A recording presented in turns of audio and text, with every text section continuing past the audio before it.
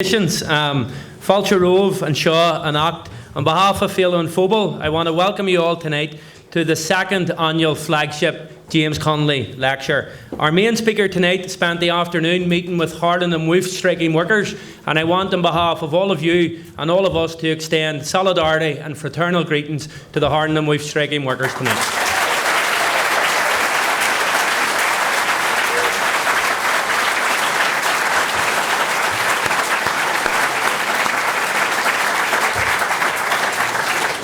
You'll be glad to know there's no planned emergency drills, so if the fire alarm goes off, leave by the nearest exits. The toilet is just out here, to my right, to your left.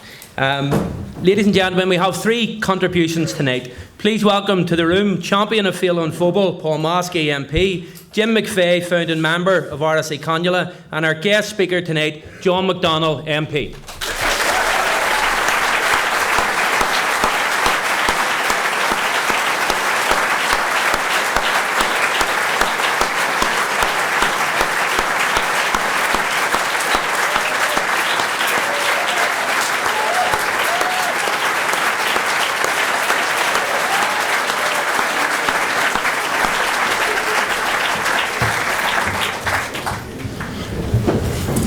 Please welcome champion of Féile An Phobail, long-standing supporter of tourism progress in West Belfast, your MP, Paul Maskey. Hi, and I think it is great to see such a large crowd here this evening. All the rooms and even down the hall is absolutely jam-packed. So fair play to each and every single one of you for coming. But tonight almost didn't happen.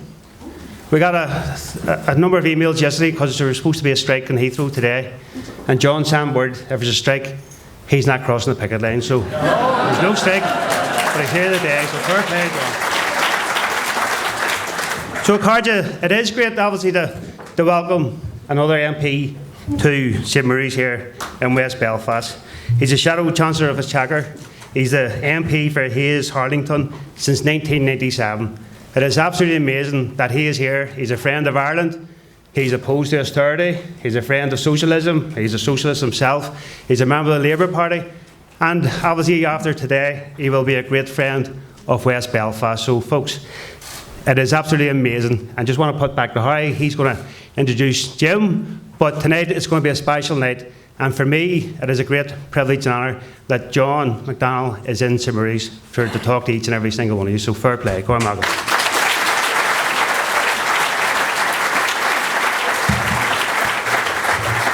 A number of years ago, Jim McVeigh came up with the idea of a permanent, fitting, world-class tribute to James Connolly on the Falls Road, close to where he lived at Glenlena Terrace. In April 19th, Good Friday, it was a great Friday, we officially, to much fanfare, opened ÁRAS Connolly. And within the first 3 months of operating, we have exceeded our target and we have welcomed over 15,000 visitors to that small centre. 15,000 people have engaged with the politics, the ethos and the vision and values of James Connolly. So please welcome Jim McVeigh to talk about why it's important to have a James Connolly lecture at Féile An Phobail. Thanks. Sorry, I know you're here to listen to John. Just a little bit about the centre, and this is just the second annual James Connolly lecture. So we're delighted to have John speaking in it. I want to ask him to do a favour of a little book here. It's called The Great Hunger, the horrible story of the Irish famine. And I want to ask John, could he get someone to drop it into Priti Patel's office?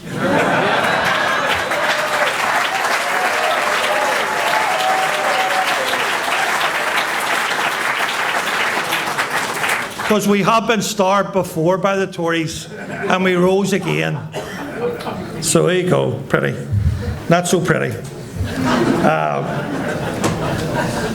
Our mission statement for the centre is about James Connolly and his politics, obviously. James Connolly was a man of remarkable ideas and remarkable vision. And over 100 years after his execution, his ideas, his philosophy, his politics is probably as relevant now as it's ever been in the world today. Our mission in the centre is to inspire a new generation of socialists and to introduce people from this island, across these islands, and across the world too, Connolly's ideas. Connolly was unusual for the type of activist that he was. He was a very humble man.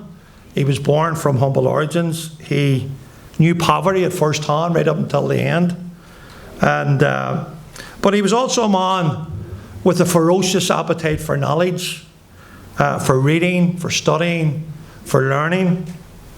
And if you read his works, the things that he said, the things that he wrote about, there's no doubt that he is probably one of the greatest, if not the greatest, political thinkers on these islands ever, in our view. And sometimes in I suppose, a historical period, someone exceptional does come along and seems to grasp the key moral and political challenges of a generation. Of course, Jeremy Corbyn and John McDonnell are people like that in our view, which is why John was invited today. And Connolly believed that freedom without real equality, freedom without social justice, is a hollow freedom. It was and is the freedom to starve, to be evicted, and to be driven into poverty. Connolly was implacably opposed to sectarianism in this city and racism because he knew that these were used to divide one set of workers from another set of workers. And of course, he was a feminist before I think the word was even invented. He had a lifelong commitment to social justice, to trade unionism, and to trade union values. And he had an incredibly incisive understanding of Irish history in particular, and the role of class and economics in shaping our past and our present, and indeed our future. His personal commitment to freedom, not just Irish freedom, but to the freedom of others, marks James Connolly out as one of the greatest political and trade union leaders of the 20th century. And it's for that reason that we think that it's very fitting that John McDonnell is going to give the keynote speech tonight, and we've no doubt that he's going to inspire us for the future as well. So thank you, John, for taking the time.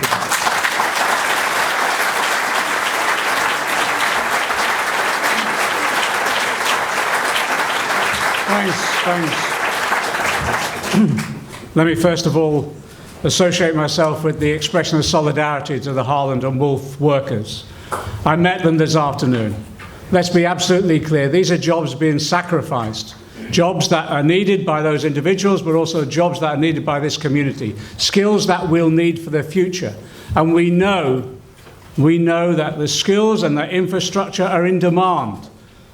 There are contracts out there that could be won. There are contracts out there that could be awarded by this government. So the message that I had today to Boris Johnson is that you have the next 24, 48 hours to behave like a Prime Minister and intervene, nationalise the yard to stabilise the yard, protect these jobs and protect these skills and this capacity for the long-term future of this area. That's what we demand of this Tory Prime Minister. We'll see whether or not he's listening. But solidarity to those workers who I fully support in their occupation. I want to say, first of all, thanks. It's an absolute privilege to be invited to speak tonight. I said to my press officer that I'd be speaking at the Connolly lecture. Connolly, someone I admired, a Marxist, a Republican, a revolutionary. Now there's a logarithms in computers in the offices of the Daily Mail, Daily Express, Telegraph, Times that are going berserk at the moment at any reference to those three words put together.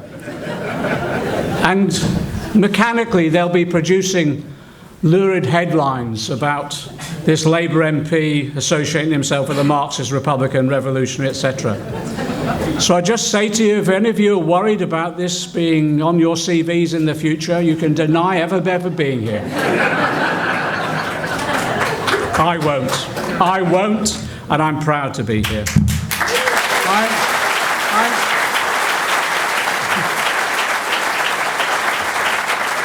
I just want to situate Connolly in my political upbringing, my political apprenticeship. I'm in my 60s now. My grandchildren tell me I'm in my late 60s now. And my political apprenticeship was 40, 50 years ago as a socialist. And I read and devoured everything I could to understand the world, but also to understand how you could change the world. And it was that concept, it was a Marxist concept, the idea of you combine theory with practice in the concept of what we call praxis. But actually theory is useless unless you actually translate that into political practice as well. So the concept of praxis, and in that apprenticeship our reading was this extraordinary eclectic mix. Yes, it was Marx and Engels. When I was a kid, I was a researcher at the TUC, and I attended a retirement do for one of my colleagues a short while back, and they said, I remember the time when John McDonnell worked at the TUC at Congress House, and he set up a book club, a reading club. We met every week in the basement of the TUC, and the only drawback was the only book was Das Kapital. And in those days, it was obligatory, you know, you were learning, feeling your way as a socialist was obligatory. So the reading, was Trotsky, Luxemburg, Kautsky, Bernstein, who we all condemned as a reformist. And also, if you were venturesome and you fancied a discussion about love and feminism, Alexandra Kollontai, who I think has been underrated as an inspiration of our movement overall, and it's worth going back to the readings. But there was a basic incongruity between what we were reading and what had happened in terms of some elements of practice, political practice by those who proclaim themselves Marxists and socialists. And it was a problem that's drawn out in the book by Darrell Schechter. He pointed out it's a brilliant history of the left from Marx to the present. And it's the incongruity between the association of Marxist theory of liberation, of freedom, of democracy, and the actual communist practice, the association of his name, his ideals with the USSR and the non-democratic state socialism that was developed. So for my generation, the breakthrough came in 1968 with the New Left. It was the May Day Manifesto drafted by Williams and others. There was a huge breakthrough. It just broke the chains that we had upon us of the vulgar Marxism or the mechanistic socialism of the Second International.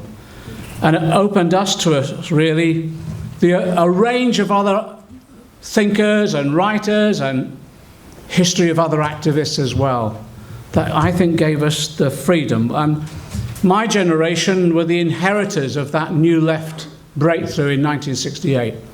I became active in politics in the late 60s and the early 70s and then into the 80s itself.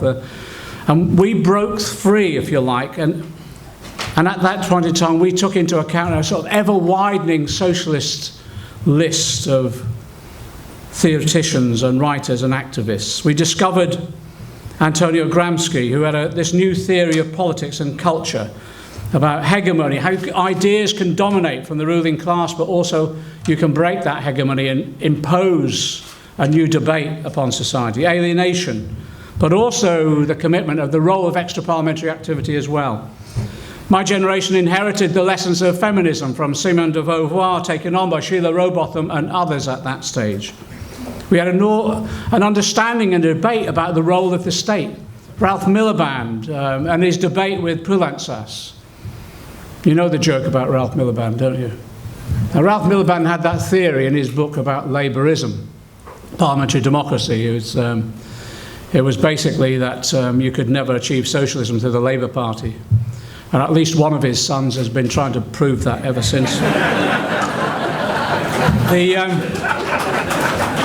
And it was a debate about knowledge and how we learnt knowledge, epistemology, ideas constructed and understood and advanced. Foucault, Althusser, spent hours, literally hours, trying to understand what a problematic really was, and then you realise that Althusser was balmy anyway.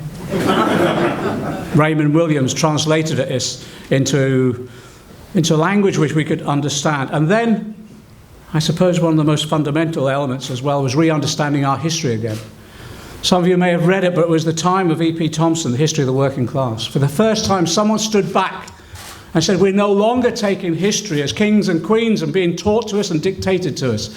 And we'll talk about what the detail of the development of the working class in this country and its whole range of different cultures and ideas, and yes, political interventions which had been written out of history, largely to demoralise us and to depower us as well, as though we couldn't change the world.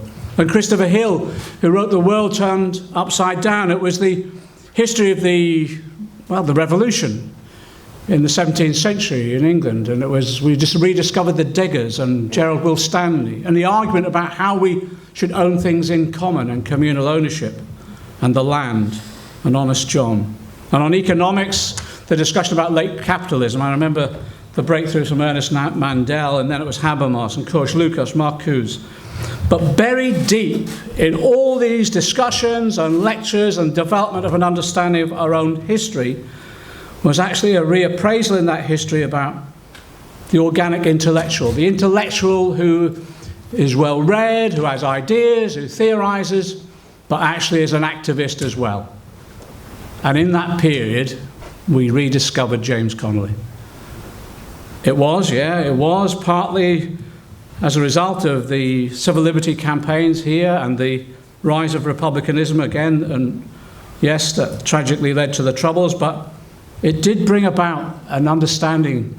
Actually, there was a history here that hadn't been acknowledged properly for a long period of time beyond these shores, and that brought to our attention Connolly. And why did Connolly resonate with my generation and then subsequent generations? Well, first of all, some of it has been touched upon. I won't repeat what's been said, but first of all, yes, he was a Marxist, let's be clear, he was.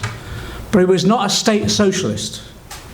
He preferred self-organisation, cooperation, communal ownership. He traced the concept of communal ownership back to Irish history in the clans and elsewhere. And it's the concept now we're rediscovering in the work of people like Guy Standing, the concept of the commons. Things should be owned in common and were owned in common, but were taken off us. Secondly, it's the point that's been made, he was a syndicalist. He promoted and valued and understood the key role of trade unions, the role that they could play, yes, both in terms of securing the share of wealth that the workers created, but also in industrial democracy, the way in which actually they could manage their own affairs, in terms of the way in which they could manage industry, and then by both the redistribution of wealth and ownership, how we could lift our class out of poverty and provide them with security. The other element actually is Connolly understood in the way many others didn't, the importance of the cultural struggle. He understood how ideas were installed in society by the dominant class, often to subjugate, to divert, and to mystify our understanding of the world. He understood how alternatives could be communicated, but using cultural mediums. That's why his poetry was so important. That's why in that movement at the time, song and drama and dance, all of those cultural aspects were critical.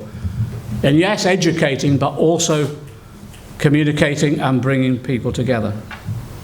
And yes, he was an internationalist. He understood the interconnectedness of the issues we need to confront and our common struggles that cross borders and are defined by individual nations. So I want to just take you through briefly, and then we'll have a question and answer session and you can embarrass me. I want to take you through how the ideas of Connolly permeated the political thinking of certainly my generation and others beyond that, and how they're now reflected so deeply in what the Labour Party is now seeking to implement and achieve. And it's quite fundamental how the change that Connolly wanted is we're seeking to bring about, and how much he inspired that motivation for change.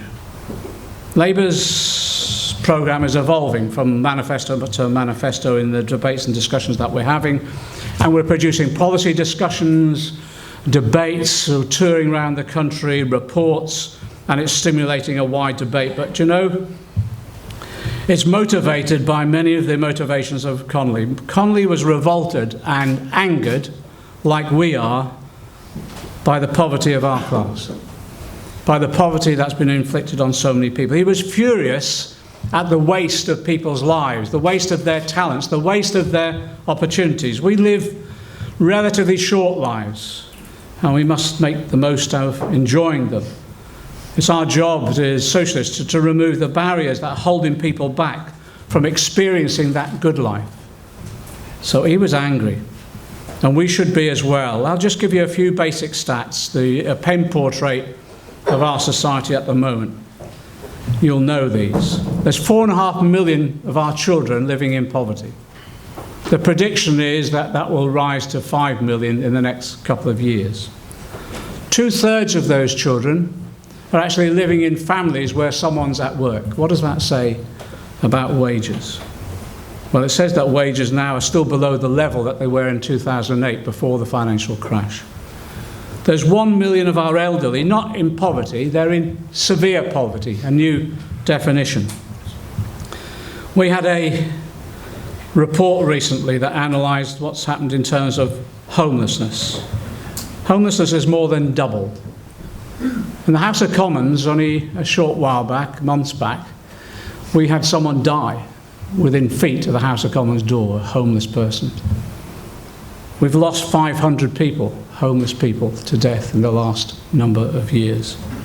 There's a UN rapporteur, some of you will know, that was sent to do an analysis of poverty in this country at the moment. And in the report, the UN rapporteur referred to not poverty anymore, but destitution. There was another report from the UN rapporteur that on the way disabled people are treated in the UK. And what came out of that report, and I quote, the systematic abuse of the human rights of disabled people by this government under austerity.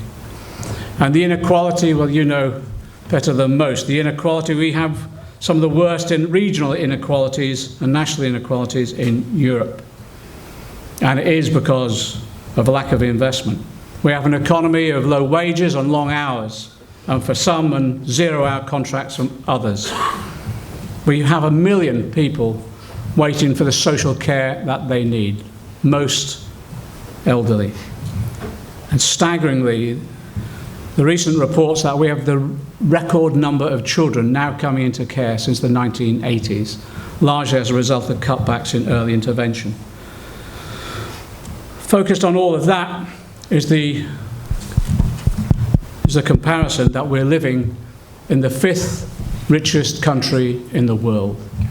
So we have now, in 9 years of austerity, created a country where we can't feed our population. 1.6 million food parcels handed out from food banks last year. We can't house our population. We have record numbers of homeless and overcrowding. And we can't employ our population and secure them work, which will lift them out of poverty. The 5th richest country in the world. What do you say to that? I say it's a bloody disgrace that we've allowed this to happen.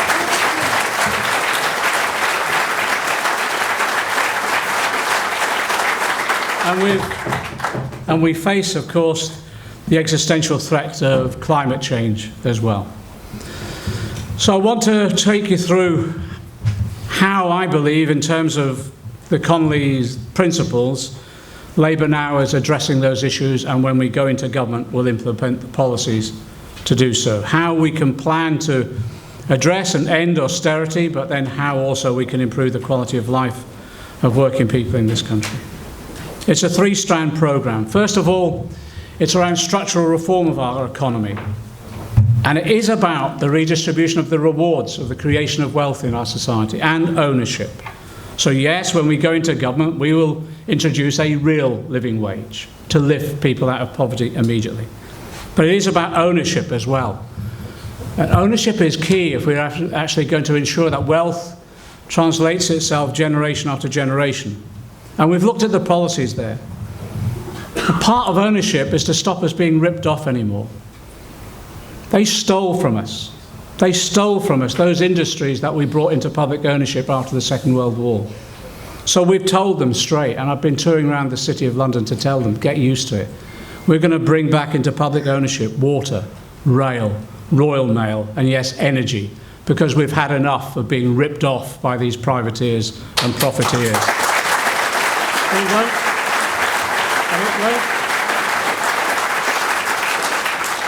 But it won't be state socialism. We learned the lessons of Connolly. It will be about workers and consumers and community representatives coming together to develop that sector, that particular industry. It will be devolved at the regional and local level so that people will be able to manage their own affairs to the benefit of the whole community. But also, you know, if you introduce a real living wage, it's about protecting it for the future, and that is about what's the best way of protecting your wages? Actually, it's to join a trade union. So what we'll be doing is, yes, we will be restoring trade union rights in this country. We're going to fulfil the promise of our late leader. We're going to fulfil the promise that John Smith, our late leader, gave, that there will be trade union rights from day one, that unions will have access to workplaces. There will be the ability to take sympathetic action in support of other workers, whether they're in this country or elsewhere. And yes, we will ban 0 hours contracts, the latest form of exploitation. We're setting up under a brilliant young woman called Laura Pidcock, a Department of Employment, and its responsibility will be to restore trade union rights, but above all else, on top of that, is to restore sectoral collective bargaining again. Only 25 years ago, 80% of us would have had our wages determined by sectoral collective bargaining.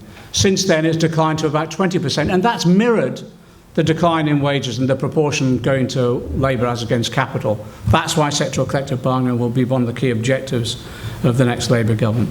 But we want to go further, and that does mean making sure, as Connolly wanted, that workers themselves have a say in managing their own affairs. So that means, yes, industrial democracy. We've already said a third of boards, company boards from here on in, will be worker representatives. But we want to go further than that, and we announced what we've called, we need a better phrase than this, an inclusive ownership scheme. And that means for large companies over the size of 250 workers, each year for 10 years, they'll pass across 1% of their shareholding to be held by workers in collective ownership and managed by those workers in collective ownership.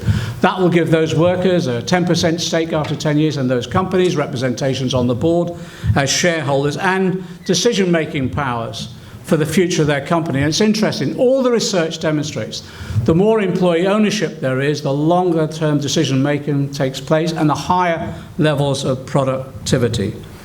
You can imagine how that proposal has gone down in the City of London. But I've said, get used to it, because it's going to happen.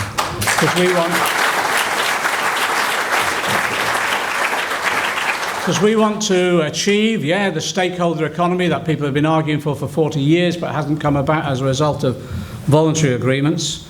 We want to achieve what Tony Benn has set as our task, and I just wish he was alive today to see Jeremy Corbyn as leader of the Labour Party. But what Tony said is that our objective is an irreversible shift in the balance of wealth and power in favour of workers, the working class, and that's what we're about. So the second strand of our policies is around universalism, universal basic services. We reject the concept of social mobility, where you encourage one or two or more to rise above their class and leave the others behind in poverty or deprivation. We reject social mobility. What we want is social justice for everybody, where everybody gains from the benefits of each. So our objective is to improve the quality of life and life chances for everybody. We were developing a history in this country of universal basic services. Libraries were universal basic services until the Tories came along and started closing them down. The NHS is a universal basic service. So we want to create, first of all, a national education service. So just like the NHS, education free at the point of need from cradle to grave. So yes, free childcare, properly funded primary and secondary education, properly funded training through FE colleges and others. And yes, making sure that those kids who want to stay on to higher education are not loaded with debt. So we scrap tuition fees once and for all. We have free education.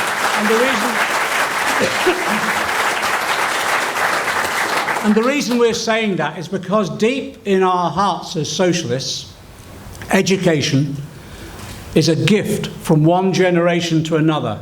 It isn't a commodity to be bought and sold in the market. We're now looking at those other ingredients of people's lives that we can expand into a universal basic services. Transport is one of them. We've already pledged to ensure that under 25s will have free transport in this country in the way that many older people are, and we'll seek to go further. We want to ensure that social care is a universal basic service for everybody, free at the point of need. We also want to have a discussion about the modernity of our existence at the moment. And you know, access to broadband and access to data is absolutely key in overcoming isolation for many people. So we'll be looking to see how we can universalise some of that. And it is about providing some of the basic elements that make up the quality of life for our people. The third strand, of course, is yes, we'll want a basic social security safety net. And let's call it social security, no longer welfare. It's social security. The language is important here. So we've said to do that, we want to immediately make some significant measures when we go into government. Universal credit has impoverished people and brutalised people in its treatment. So therefore, we will scrap universal credit. We will get rid of the two-child limit. And I look forward to the day, in that first Labour Queen's speech, we tell them we're going to scrap the bedroom tax once and for all. I was involved in the establishment of Disabled People Against the Cuts when it first happened in the first round of austerity measures. Since then, some of the founders of that organisation are no longer with us. Some of them taken their own lives. And a lot of it was around the brutality of the work capability assessment, where thousands of people are assessed as, not by professionals, but by others, as capable for work and never capable, and often never live long enough to secure that work. We'll scrap the work capability assessment. We will no longer let any state brutalise disabled people in this country. In fact, our job is to give them every support that they need, both through social care and, yes, if they seek work, to assistance into work so that they have a full and decent quality of life, both at work within the community itself. But you know, it is about levels of benefit to ensure that those who are incapable of work do have a benefit capable of a decent quality of life, and that's one of the priorities that we'll undertake when we go into government. Now, when I've usually recited the various political measures or policy measures that we're going to do, and in a television interview afterwards, you always get the question about, well, how are you going to pay for all this? Let me just say this first of all. What's really interesting is just how the political and economic climate has changed recently, you know. Neoliberalism, you know, the concept of trickle-down economics where you cut the taxes for the rich and the corporations and somehow this will trickle down to the rest of society. Well, that experiment that's been going on for quite a while, we now know has completely failed. And what's interesting, you know, it isn't just here. It isn't just here we can win the argument. Boris Johnson is touring around the country spending so much money, he makes me look like a fiscal moderate at the moment. And of course, we all believe he'll deliver, don't we? I'll believe it when I see it. I'll believe it when I see it. And it's interesting, isn't it? I just say, if he can find money to the splurges he's done recently just to gain political support, if he can find money for the NHS, some money for the NHS, not enough, he can provide some money for infrastructure. Well, let's start finding some money for the children in poverty in this country. 1 in 3. Pensioners, 1 in 5. But the way that we'll do it is we'll end neoliberalism, all the privatisation that went along with it, the deregulation and the attack on trade union rights. We'll introduce a fair taxation system. And yes, we're being honest with people. In the last manifesto, I costed it and published what we called the grey book alongside it. It was a costing of every proposal. And we said we'll pay for it by, yes, an increase in income tax on the top 5%. And we'll reverse some of the corporation tax cuts. And the reason for that is the tax cuts to the corporations hasn't worked. In fact, they're sitting on £700 billion worth of earned income not invested, and business investment is stagnating. We'll introduce what some of us have been campaigning for years, a Tobin tax, a financial transaction tax on the City of London, so that the city begins to pay its way a bit more. And we'll tackle tax evasion and tax avoidance. Now, in the last general election, I was accused, as you know, by the Tories of having a magic money tree. There is a magic money tree. It's in the Cayman Islands. I'm going to dig it up and I'm going to bring it back here. that's going to help fund our public services. But the whole idea of having a fair taxation system is that we use those resources to invest. And we use those resources, yes, to invest in our public services, our NHS, our education, and in the development of skills and training, etc. And what's interesting, you know, I've been doing meeting after meeting all around the place, and NHS workers have been turning up, and they've been saying, we really welcome the idea, the money, the resources that you're putting in, which far goes beyond anything the Tories are promising. But the key thing is, don't put the money in the front door if it's being taken out the back door by privatisation, Virgin and all the others. So we've said we'll end privatisation, no more PFIs, and we start bringing them back in-house as well. But it is about investment as well, deep in our economy too. So we produced a report some time ago by Graham Turner, one of my economic advisors in the city, and it basically recommended a scale of investment in infrastructure and skills training, etc. And we look forward then to £500 billion over 10 years, £250 billion invested via, well, we've learned the lessons of other European countries through a national investment bank, which will lend to small and medium enterprises and help in the investment in infrastructure. It will have regional arms, so you'd expect here in this area to have a regional investment bank that you will determine the mandate of, where that money and resources will go. We're setting up a strategic investment board. We did a review of the city, and the city analysis was that the productive economy is creating wealth, and that wealth is going into the financial sector and is largely being invested in property speculation. We want to look at how we can change that through macroprudential powers. We're setting up a national transformation fund. As part of that $500 billion, it will be invested in infrastructure. Largely it will be rail, but also it will be about a green industrial revolution. We're changing the criteria upon which government decisions are made. It's called the Green Book. It's not particularly green in terms of environmental terms, it's just coloured green. And the criteria, our priorities will be tackling climate change, the very existential threat to our existence, the regional inequality, the grotesque inequalities that we have in our society, and yes, the fourth industrial revolution, so we can have the high skills and high paid jobs. Part of the green industrial revolution is looking at alternative energy sources, wind and wave and solar, retrofitting homes on a scale. You can see the sort of jobs that could be created in this area, and Harland and Wolff would not be threatened if we were going through our green industrial revolution, because they would be part of it. And yes, we're looking at land. We've got George Monbiot and his team to produce a report around land wealth itself. And we're exploring the idea of a land value tax, so that we can ensure that the community gains the benefit of increasing value of land when public infrastructures go on. On the Connolly model also, we've said basically we are an internationalist party. And on the Connolly model, to recognise the challenges we face have to be tackled on a basis of internationalism. Challenges like climate change, and yes, tax evasion, tax avoidance. So we're trying to develop a new internationalism. But I tell you, the first step in developing that new internationalism is to stop a no-deal Brexit from destroying our economy and undermining people's living standards.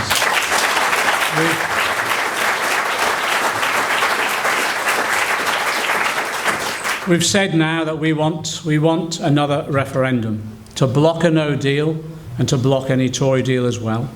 And I've made it clear, any new referendum, I'll be campaigning to remain, because I think that's the best option for our future.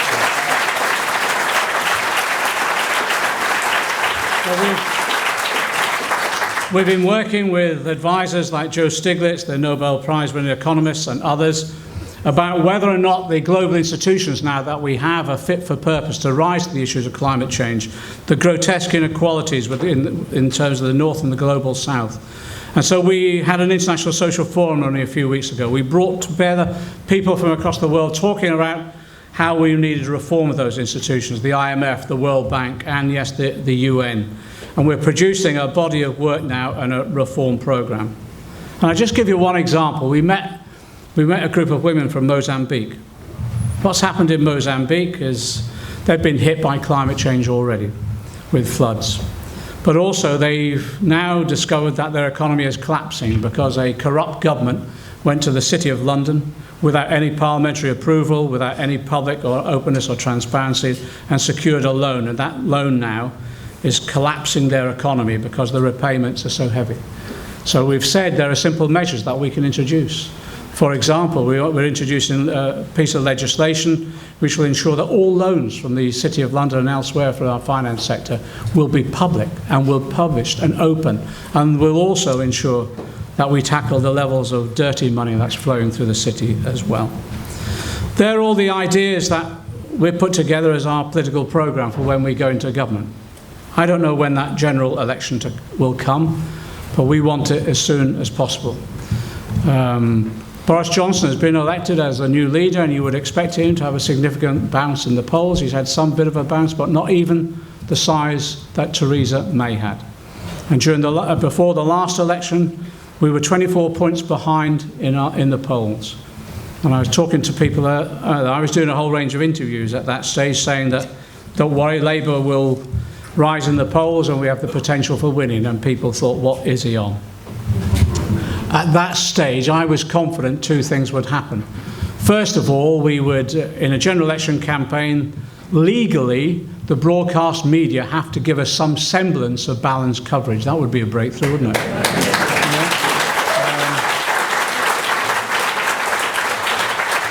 But also, if we could get that, just a semblance of balanced coverage, they would see two things. One, the real Jeremy Corbyn, the principled, strong, idealistic leader that we need. Secondly,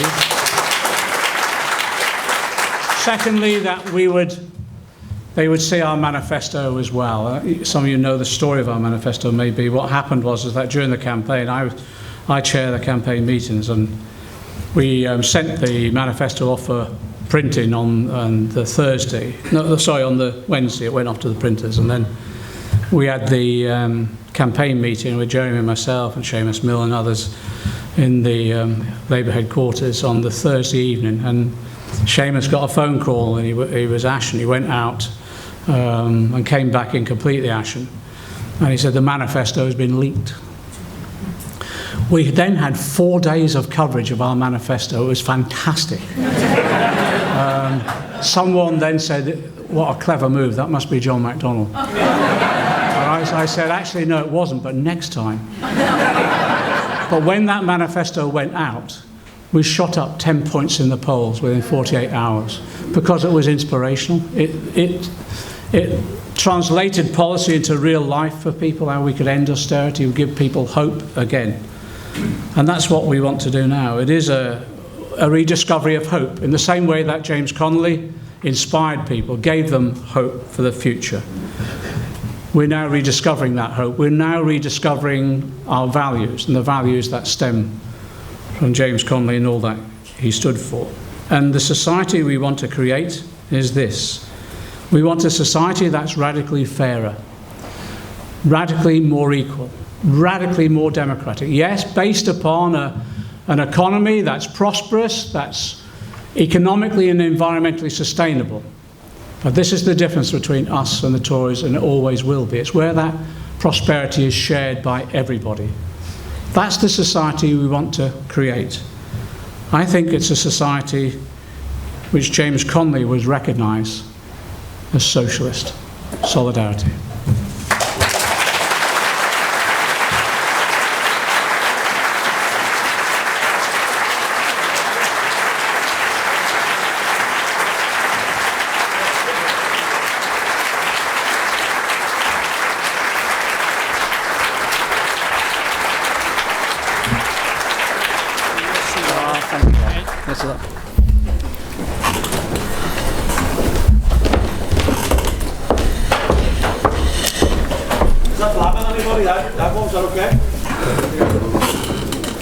Blocking these folks here, yeah? Yeah, okay, we'll move it.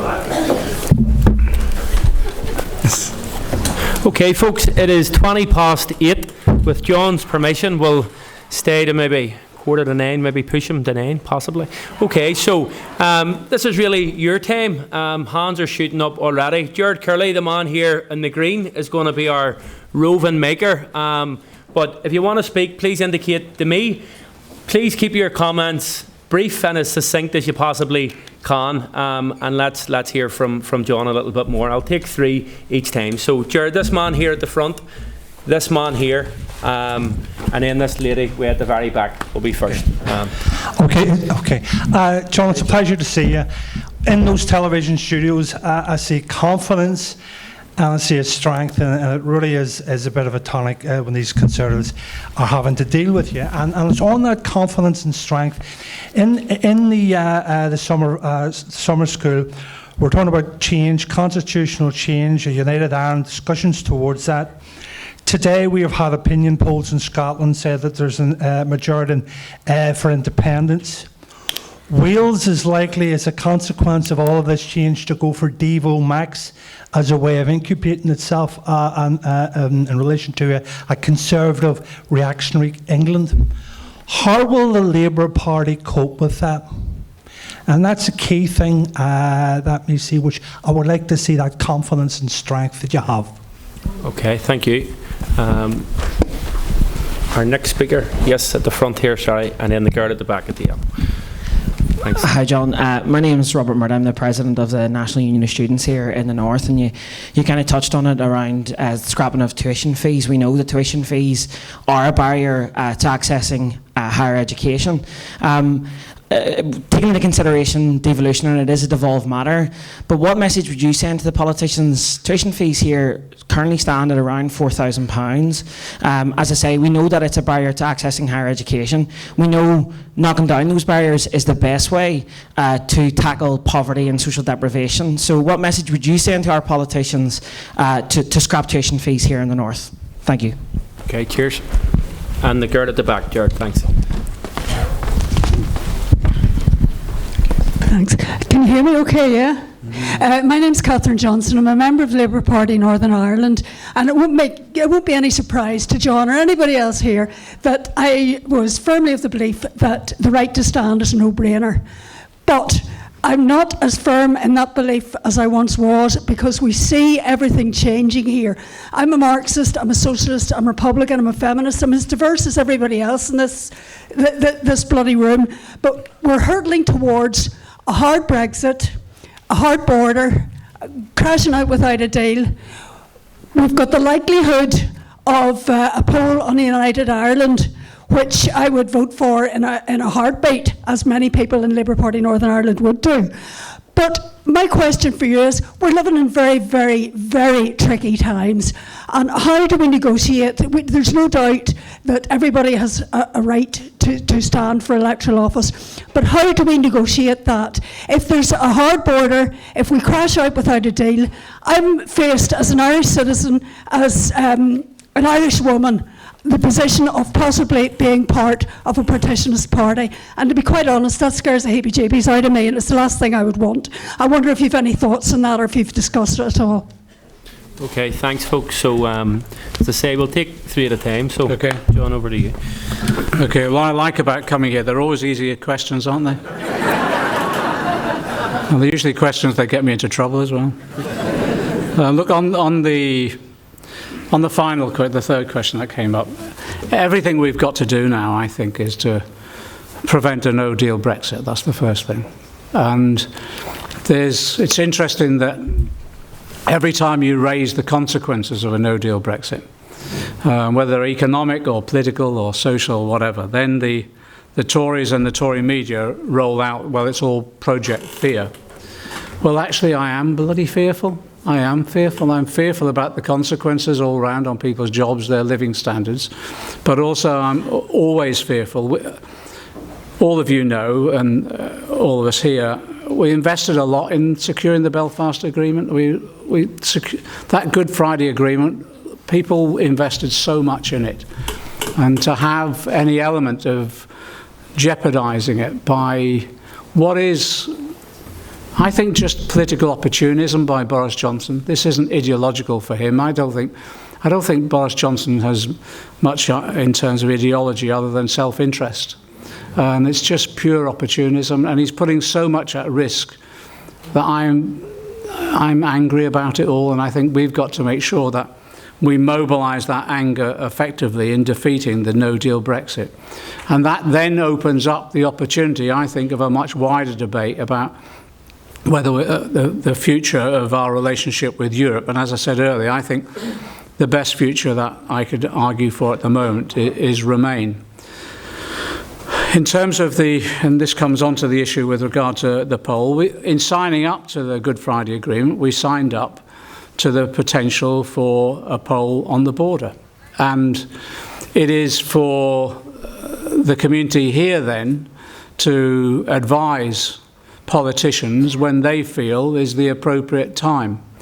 And I think actually, let's be realistic, the climate is changing. It has changed. It's changed as a result of the debate around Brexit, but it's also changed around the developments across the island of Ireland. So again, what the Labour Party's position will be to listen carefully to those whose voices need to be heard on this, and those same voices that we heard in the securing of the option for the future of a poll that was secured within the Good Friday Agreement. Whatever comes out of the Brexit discussions, the reality is that the issue around the poll has got to be addressed at some stage, whether it's Brexit prompting it or not. And so I think what we need to do is get used to that as a debate that has to be had constructively in the coming months, if not years. And the Labour Party will be part of that discussion. But there's a thing about, in the disability movement, a really good phrase, which was nothing about us without us. And I actually think nothing about Ireland without the Irish making the decision. And that's where we need to go from here on in. And it's for British politicians to actually start listening a bit more carefully to what's happening in terms of the change of climate in this particular area. You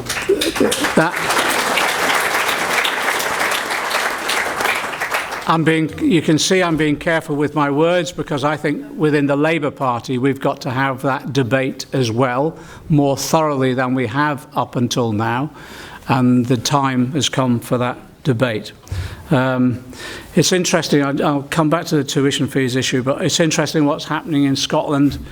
Again, within the Labour Party itself in Scotland, they're virulently opposed on class grounds to another independence referendum, because they see it as a distraction at the moment. Their big focus is trying to end austerity, and the argument we have with the SNP, and we seek to work with them as best we can in the House of Commons, but the argument that we have with them is that they're allowing austerity to continue in Scotland, even though they've got the powers to address it. So there's real political issues there on a class basis as against what's happening with regard to the independence referendum. In Wales, I think they almost certainly will argue for Devo Max, and we'll be working with them because we believe in the devolution of powers, and in addition to that, in addition to the devolution of functions, the devolution of fundraising powers as well, and taxation powers and other matters. But again, in the debate around Wales at the moment, it is around devolution rather than anything further. And that's a reaction again to Tory austerity that's been inflicted upon them.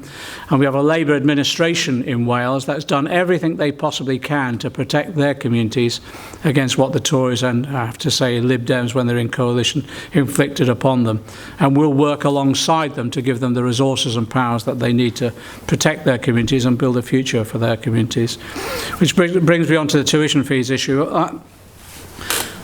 The issue for me is, as I said, we want to scrap tuition fees. The best way, the optimum way of doing that is to do it for everyone, and that means a Labour government as rapidly as possible.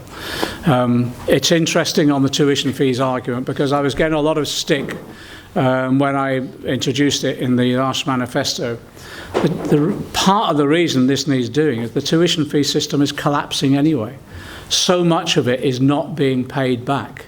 And so much of it now is having to be written off, even by this government, that the system is collapsing. And what cheered me up no end was Lord Adonis, who was a new Labour minister, who was involved and partly responsible for the introduction of tuition fees, which I voted against, actually came out some short time ago and said actually he'd scrapped the system as well. So when you've got a new Labour member of the House of Lords saying you're doing things right, you need to think again. No, you know you've got it right. Okay, our next round of three. So this man here, I want to try and get the balance in the hop. Somebody away at the very back, the furthest back, and then this lady here with the glasses at the front. So. Good evening, John. My name is Jerry Armstrong.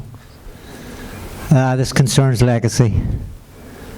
Convince me tonight that you'll make a better fist with legacy and the implementation of things that gone on in this place. I mean, the Tories have made a terrible mess of legacy. So convince me and tell me what you're going to do. I don't represent any political party. I don't represent any trade union party. I represent the Armstrong family, who are slowly diminishing. I was at a debate in this room some years ago. The Chief Constable was here, the late Martin McGuinness, and the topic was uncomfortable questions around the kitchen table. Basically, as I say, our kitchen table's getting a wee bit smaller. And 45 years this November, my brother Paul Armstrong, who was 18 years of age, he was taken away. He was tortured. He was shot 4 times in the head, and he was left in a disused bakery in Byron Street, which isn't there no more. I've met chief constables, HET, police ombudsmen, politicians, church leaders, Tom Cobley and all. So you convince me tonight what your party, the Labour Party, will do about it. I feel it's a forgotten thing here, legacy. We'll all die off. But as long as I'm alive, as long as I've got breath in my body, I like coming to these debates. I've been coming here for 31 years and I get involved. People often say, but Jerry, why do you keep asking this and blah, blah, blah? Do you know why? I get mentioning Paul Armstrong, aged 18, who was a merchant seaman. He joined the merchant navy when he was 16. He's seen more of the world in 2 years than I'll ever see, or anybody in this room. And he came back to this place, and he was killed. What for? Was it for political expediency? Cover-up, collusion? It's rotten to the core. So you just convince me tonight, Mr. Campbell, what you and your party will do for legacy. Thank you. Thanks, Gary.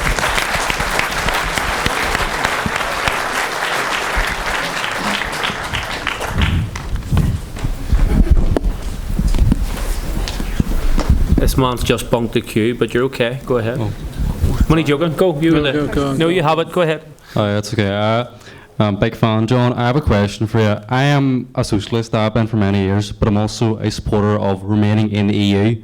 But I've been very conflicted on that in the past few years. How can I justify being a socialist with what has been called historically a capitalist club? My question is just, how would Labour, in a hypothetical second referendum, make the case for remaining on a socialist basis? Thanks. And then this girl here, Jared, at the front with a glass. Woman, sorry about that. This woman at the front. Sorry, could I ask my question? Could I ask my question? Go ahead, and then we'll take this girl at the front here, the fourth. Go ahead. If it put the Labour Party in power, would you do a deal with the DUP?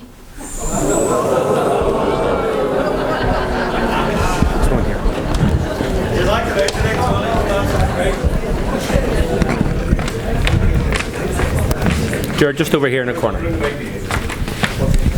Well, John, you might remember me. I'm also one of your members, party members.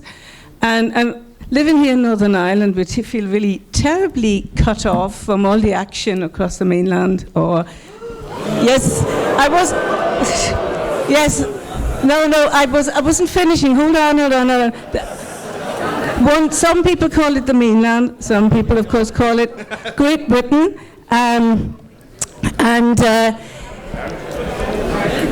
No, I'm talking about the thing across the water. No, anyway. Folks, give me a wee second, please. Just okay. I'm one of your members here, and I'm very, very concerned about Brexit.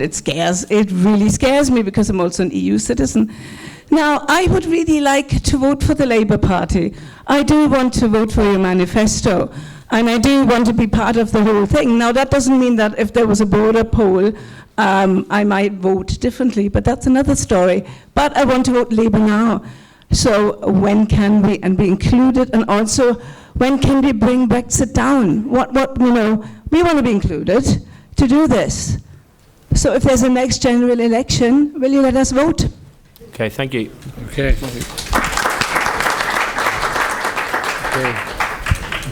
Whenever I come here, it's always a lesson in language counts. And it's important that we try and be as sincere and honest as we possibly can. So, and sometimes that does mean upsetting people. But in terms of the voting for the Labour Party over here, our position is that we don't stand candidates here. That's been our position for decades. There's a review at the moment, as was promised. That will report to this year's conference, and the conference will then have a discussion and maybe a determination on our position. I'm not sure which way that will go, but I do, you know my position, I have strong reservations about the Labour Party standing candidates here in this situation. However, there is an objective process going on, and I don't want to in any way impede that. In terms of would we ever do a deal with the DUP? As I said, language is quite important in all these things. So we've made it absolutely clear when this next election comes, and I say bring it on, I think we'll have an overall majority. When we go into government, we've got our radical programme that we'll implement. If in the unlikely situation we haven't got an overall majority and we go in as a minority government, we won't be doing any deals or coalitions or anything like that, or unity administrations. We'll go in as a minority government. We'll seek to implement our policy programme, and then if elements like the DUP and others vote for it, that's up to them. If they vote against it and we're threatened, our position is threatened, we'll simply go back out to the people again. And I want to see the likes of the DUP voting against a real living wage, public ownership of the things that have been robbed off us, tackling poverty, increasing child benefit, scrapping universal credit. Let them dare.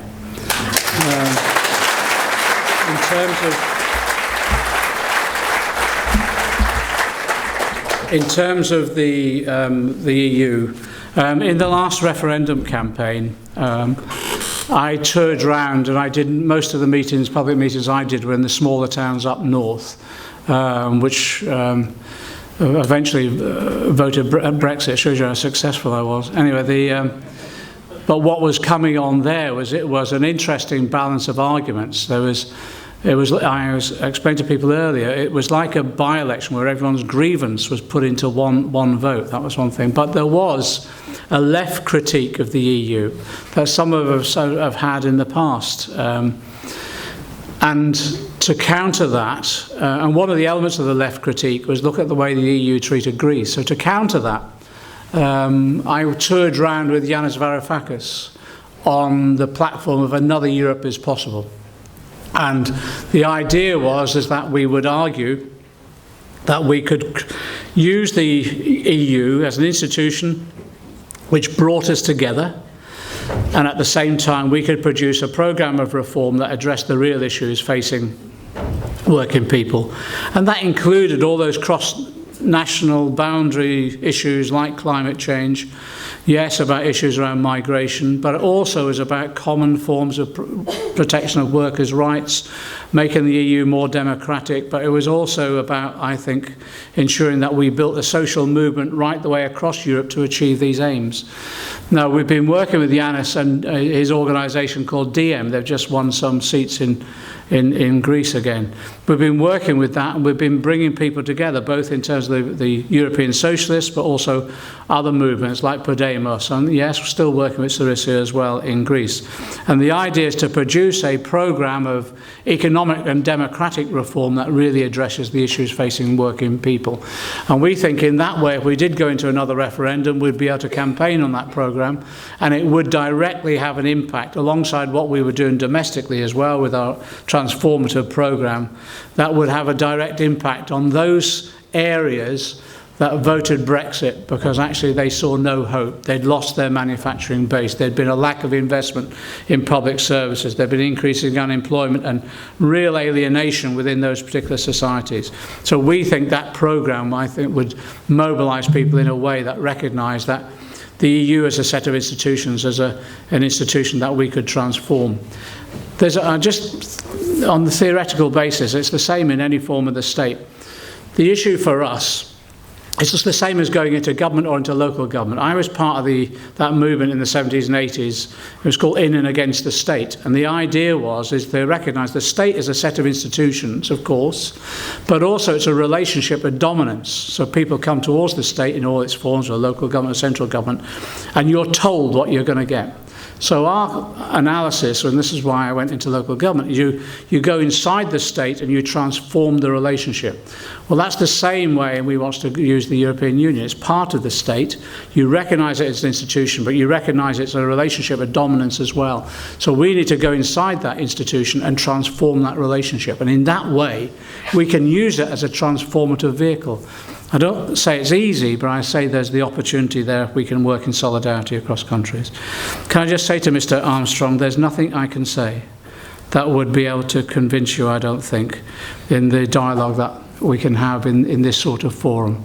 But I'm quite happy at some stage to engage in communication with you and dialogue and discussion with you, because clearly what you're seeking is truth and justice, and I think everybody deserves that.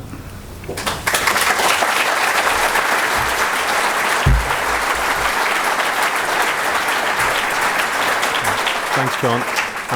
This woman here with the glasses, Jared, first of all.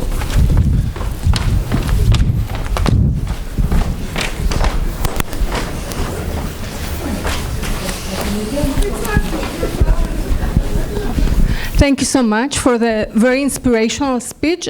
First, a small comment and then my question. Before I moved in this country, I was living in England, and as always, you were one of the few MPs who were really supportive to our union struggles. I'm part of the UCU, and I teach social work at Queen's here, so thank you so much, and thank you for the very inspirational speech, and I hope this policy is implemented both in this country and in England and in Scotland and all other countries. So now moving to my question.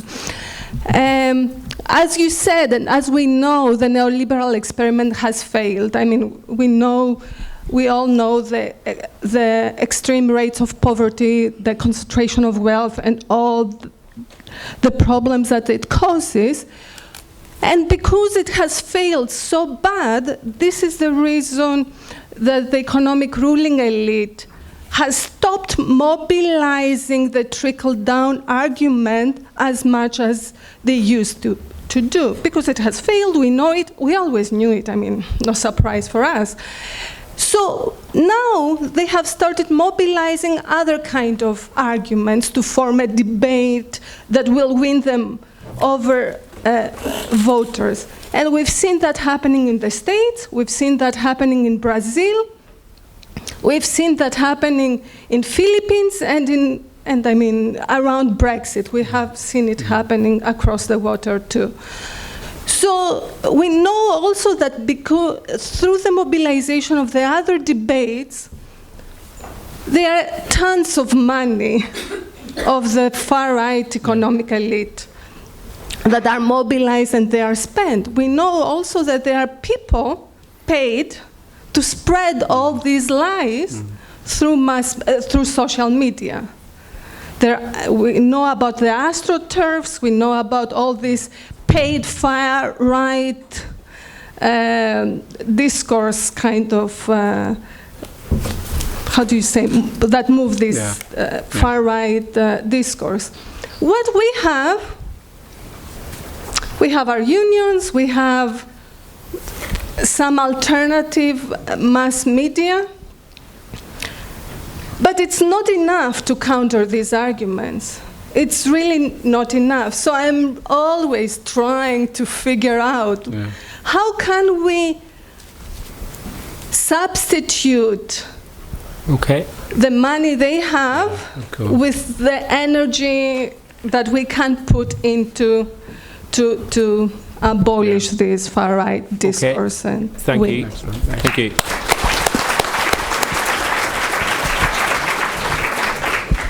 This guy here just straight ahead of you to the right, and then there's a guy over here in the blue to the far left after. Just no, to your right. No, that's you. Or my right, sorry. Yeah, that's it. Hi, John Harry Hutchinson, Labour Party in Northern Ireland. John, international question. I'm sure you're well aware of what's happening in the Middle East. Cold-blooded, daily gunning down women, children, and a state in Gaza has often been described as the largest prison camp in the world. And you know the atrocities, we know the atrocities that's going on. The Israeli lobby is a powerful lobby, and there's evidence that they've infiltrated many political parties, and that includes the Labour Party. In fact, the deputy leader, there's evidence to say that he's on a payroll in order to back that lobby. I think as consequences that within the Labour Party, that lobby is to blame for an awful lot of anti-Semitism that has been used against very, very good members that have stood up for the cause of Palestine and used against them and have been expelled for that. What we need, and we don't need an election, a general election to bring this about, we need the Labour Party to take on that destructive Israeli lobby and to guarantee that no more weapons go to this rogue state in the Middle East, and to stand up for the cause of the people of Palestine.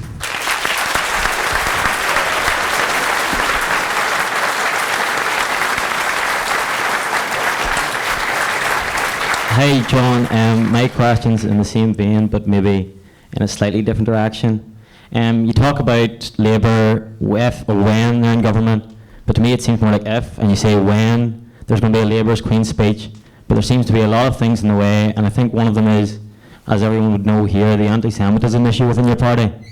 And there was a survey recently, and of 7,000 people polled, I think a quarter actually believed that Jewish people have too much influence in finance and the media. And I'm wondering if you think your party and the way it's approaching the issue has contributed to the worsening of this issue, which is the most pernicious and oldest form of racism. And do you think, as somebody said before, that Jeremy Corbyn is the most unlucky anti-racist in the world? Thank you. Thank you. Okay, let me deal with the anti-Semitism issue in Palestine first of all. In terms of anti-Semitism within the party itself, the first step is to acknowledge that there is anti-Semitism within the Labour Party. Now, you say that in some audiences and people get quite angry, but the reality is there is, and we have to acknowledge that. It is the number of cases that we've found is 0.6, so it's less than 1%, 0.6. And that's a handful, it's a few hundred cases. And what we've found is there has been a small number, and we've expelled something like 15, and about another 12 have left the party, a small number who've conveyed, particularly through social media, real anti-Semitism, real anti-Semitic tropes, etc. And we've had to deal with that. And we've dealt with it with a new General Secretary, bringing in a QC. Each individual case, there's an independent lawyer advising the panel that will deal with the case, and then we'll take action, expulsion, etc. There's another block, which we had about something like 1,200 cases reported.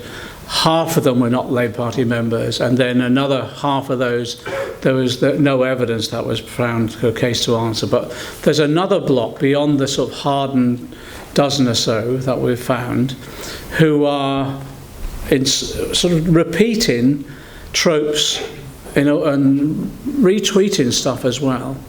I think not even understanding that there's a anti-Semitic history to that language.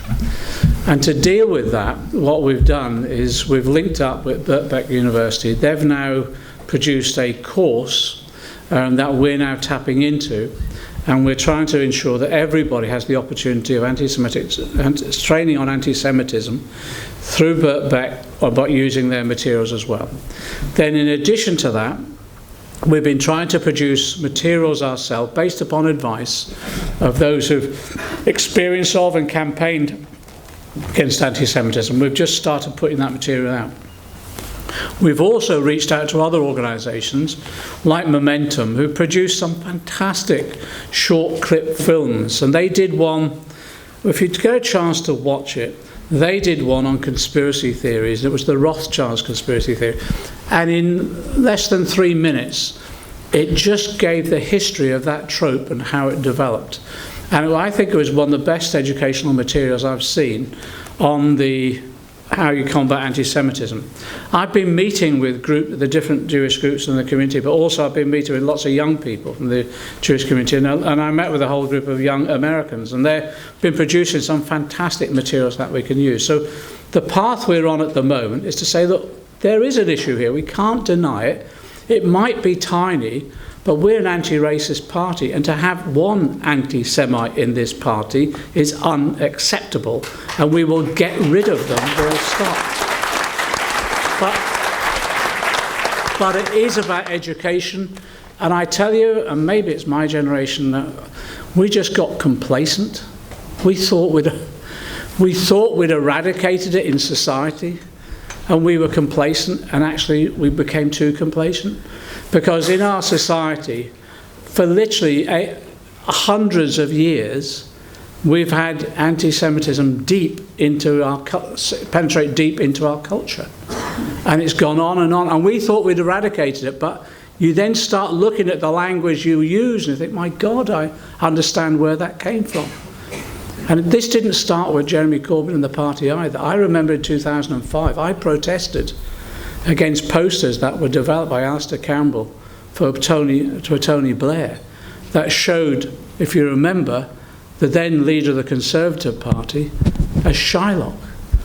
And there's another one, if you remember, with his picture on as a flying pig. And we protested against them being anti-Semitic then. And it was a wake-up call then that we should have really addressed then. But now we are, thank God, and we're doing it systematically. And if I've got any criticism, this is a self-criticism. We weren't fast enough and ruthless enough at the beginning to deal with it, but we are now.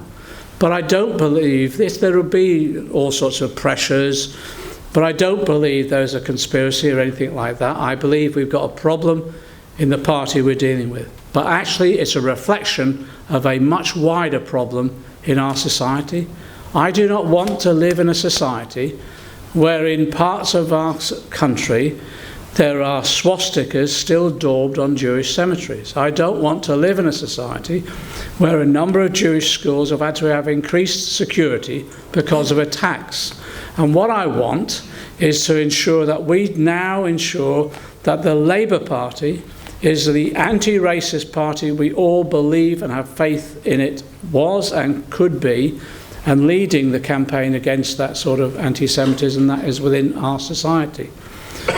Now, in the political sphere, there are some of our opponents who have tried to use allegations of anti-Semitism against us as a weapon. And I just give this example.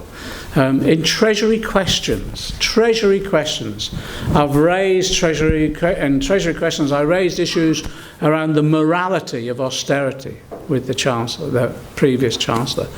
And the response I got back was about anti-Semitism. And if you look at the way Theresa May has handled it as well, trying to weaponise an issue.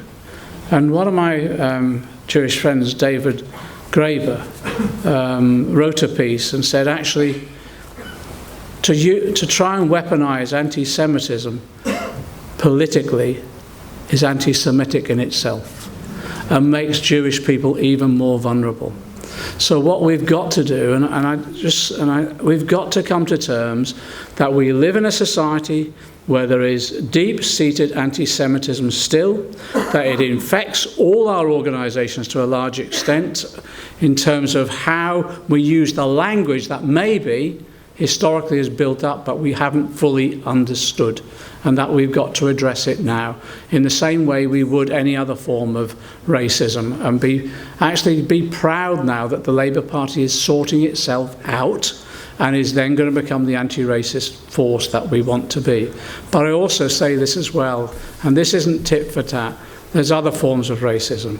I represent one of the most multicultural constituencies in the country, and I abhor what's gone on in terms of the language against Muslims within my community. And there is deep Islamophobia within our society, and yes, within the Conservative Party as well. So I say to Boris Johnson, you promised us an inquiry into Islamophobia. You've now dropped that. We want you to be as open and transparent and honest about this issue as we are about anti-Semitism within our own party. Finally, let me just say this as well. Nothing that is said should prevent us to stand up for and discourage us from standing up for the rights of Palestinians and the way in which they've been treated in Gaza. And nothing...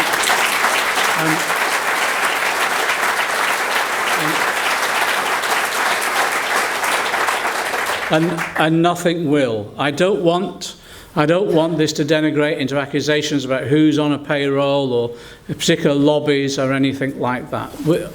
Of course, individual states will lobby to promote their own individual ideas and their status, etc. Of course they will.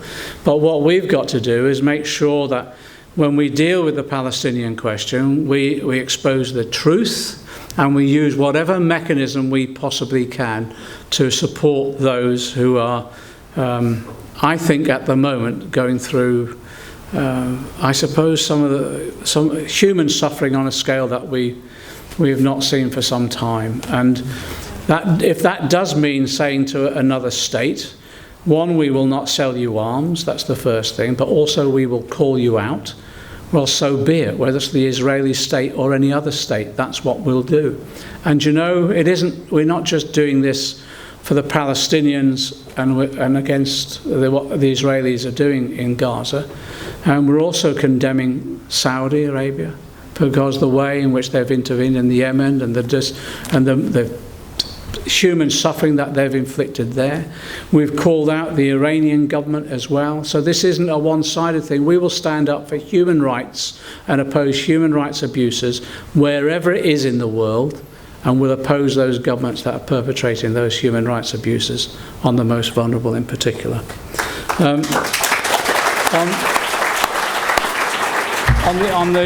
This issue around excuse me.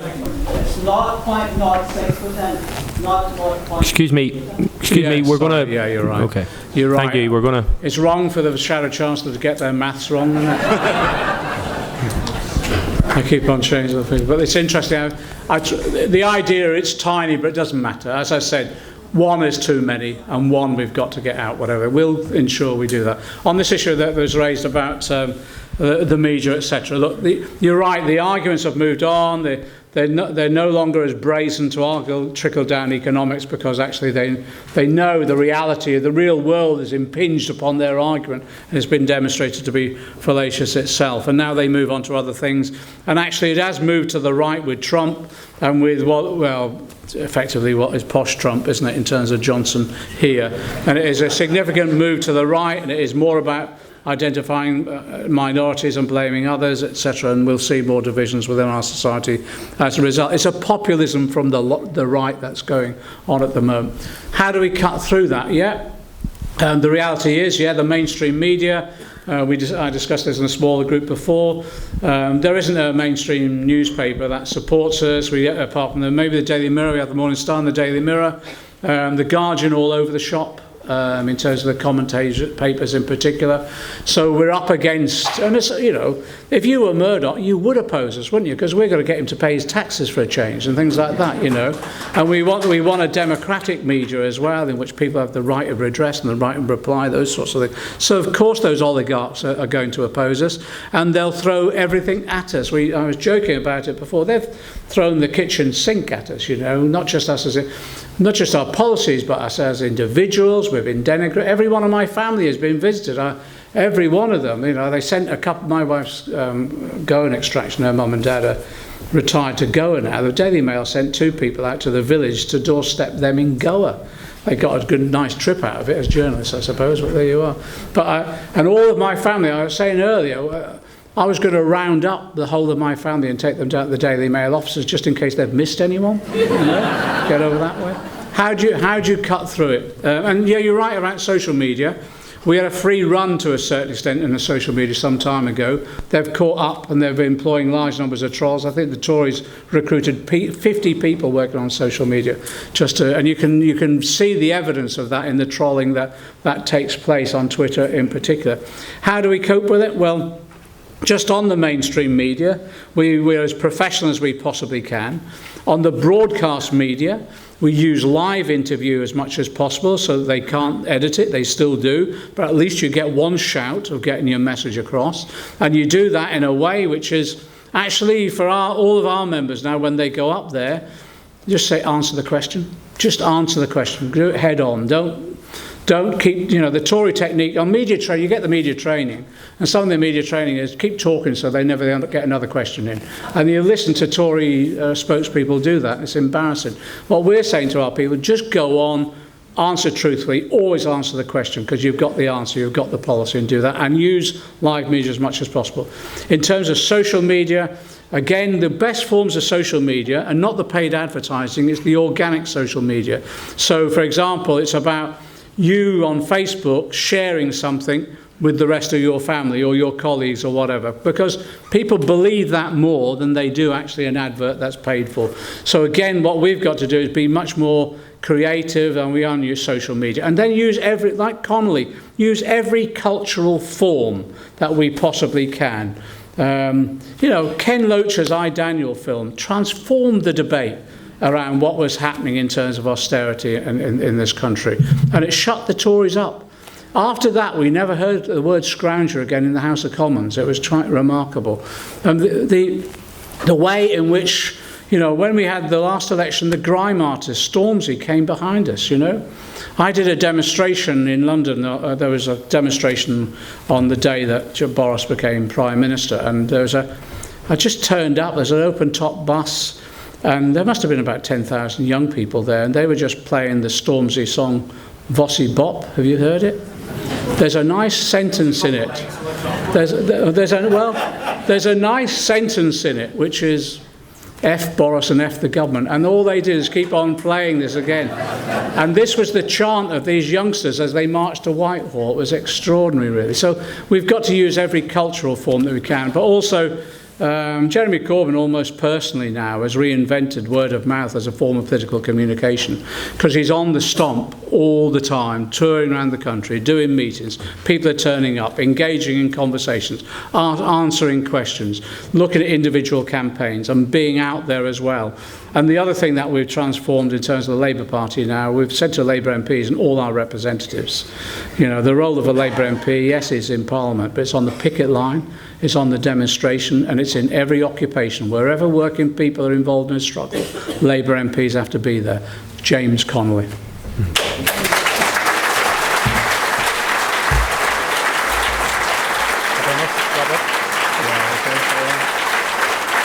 Folks, it's now gone 9:10, and we're going to just bring the event to a close.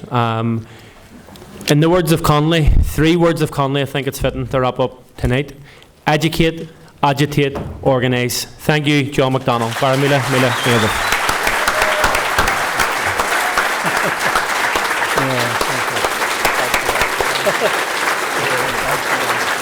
I hope that was what you wanted.